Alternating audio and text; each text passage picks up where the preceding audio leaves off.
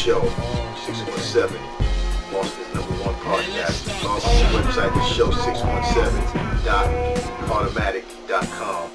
Check it out. #1 is off the hook. You gotta peep it. Alright. What's up, y'all? This DJ Vex. We back here again. The show 617, #1 podcast in the city of Boston. Alright. Here with your man, Boston's own, original, legendary DJ T Clock. Legendary, okay. Yes, sir. Alright. So we're gonna get into this little segment for the minute. It's called Who That Is. Who that is? Let's get down, let's do it. Alright, so T Clock, yo, what's going on? I didn't know you've been like kicking everything on the radio for like mad years. Yeah, I've been the radio thing, man. I was one of the first to bring the hip hop to commercial radio up into Boston, man. And I started college and took it to the professional level and just been rolling ever since, man, until a number of years ago. You know, in terms of radio, we're hurting right now, but still got love for the radio game, man. Alright, so a lot of people know your name, right? So I don't know if you want to elaborate, tell them how you got that name. There's some kind of story behind it. Yeah, there is. You know, no one's ever asked me that, man, but there's a little story behind the name. Back in college, I was doing a radio show with my man Jesse McKee. We were sitting there brainstorming one night and came up with this idea. We wanted to get a hip-hop show on 89. Okay. And we were sitting there brainstorming in the dormitories one night, man. We were like, boom, boom. And I said, because I'm good at coming up with names. I said, man, you can just run Rap Explosion. Because everybody had Rap something or boom. I said, Rap Explosion. Jess was like, yo, that's bang, let's run it. Got on, got the show. Thanks to my man Ray Thomas, we rolling. One of our first interviews was with Salt and Pepper. Oh, yeah, okay. And the girls came in and did the interview.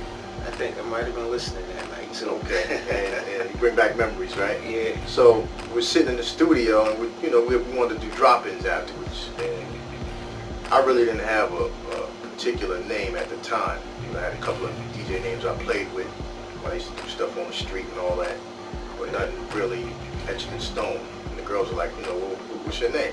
Like Jesse, I gave his name, DJ Jesse Jess. Alright. And so we were trying to come up with a name for me. And they just said, well, what's your name? I said, you know, T Clark.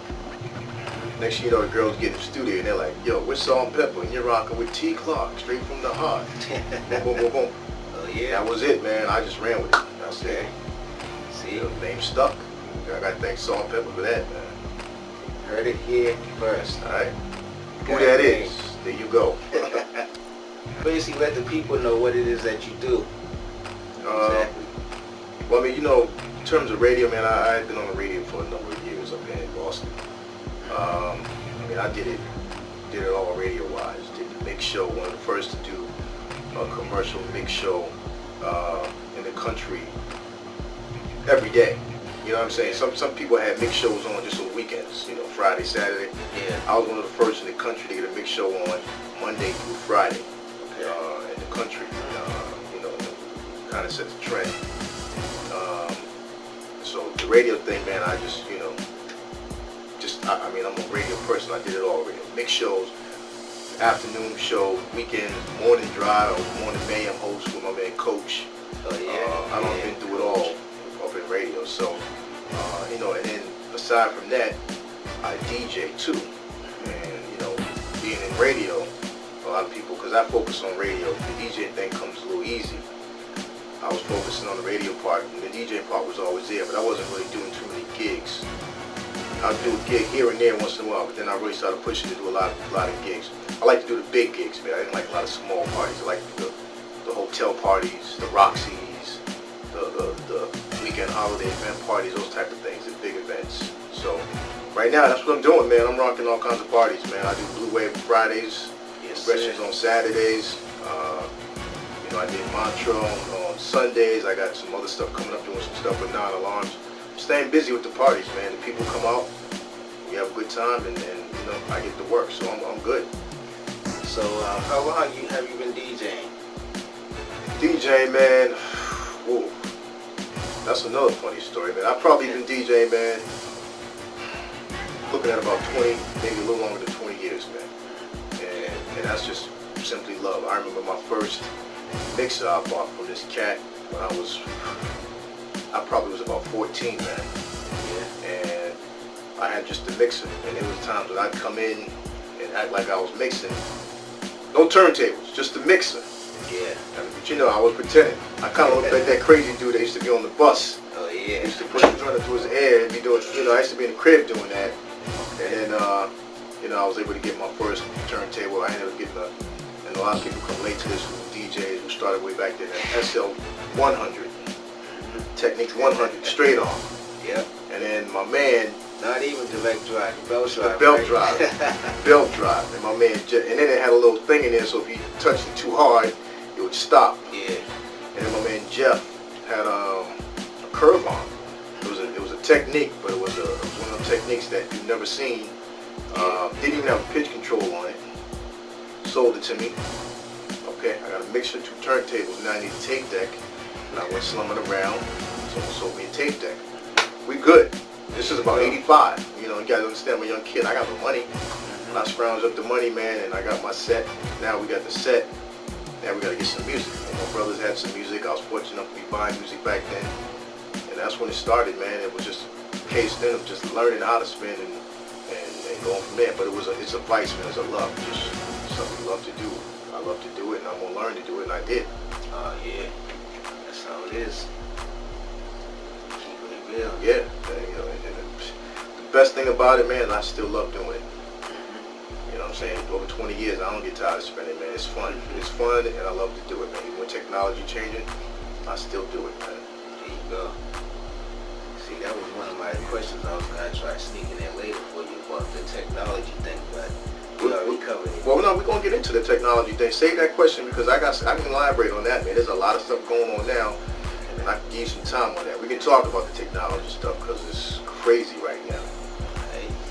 So, let them know who some of your inspirations that, you know, just made you want to DJ. Get out there and just, you know, good looking party and everything. That's a good look right there, man. Man, I mean, there's a whole list of cats that I can give because I'm about paying homage to cats, man. I'm not just, you know, there's some cats who ego driven, man. I'm not like that, man. Listen, I'll give props to cats who was in the game before me. I mean, coming up when I used to listen to WRBB. Yeah. When I was young, coming up, man, you know, cats on RBB used to rock back then. I remember 104.9. 104.9. Even when it was on, was it 99 one or something like that? Even then, my brother used to have a little antenna, hook the radio up, man, and you know, I used to listen to those cats on RBB. The New York cats. I mean, even to this day, man, I'm still looking for it. And I have a few, but Red Alert tapes, Chill Out tapes.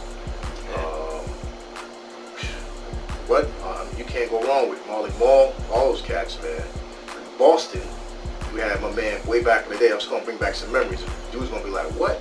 Remember Magnus? Yeah. Leco's Lemma. Leco's Lemma, yes. My man. I still respect him, what he did. I found him on MySpace recently too. Did you? Yeah. Okay. I wonder what Magnus is up to. Brought back some old memories. Yo, yeah, man. Man, I remember listening to him. I couldn't believe some of the stuff he used to play on the radio.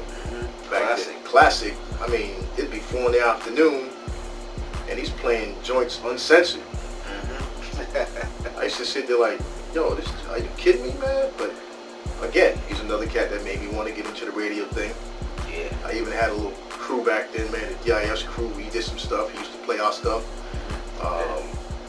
So even him, and then, you know, taking it up a couple of years, you got your Jazzy Jeffs, your Dr. Funk and Klein's, because some of the best DJs used to come out of Philly. Yeah. One of my all-time is Jeff, though. Jazzy Jeff is just... Jazzy Jeff, yeah. I listen to him now. Cash Money.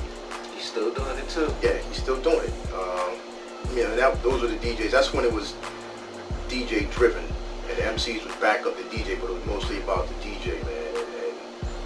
And those cats, man, I just come up listening to them dudes, man. And even back in the day, I used to sit there listening to some of Jeff's stuff and all, like, I remember the first time I heard him do the Transformer.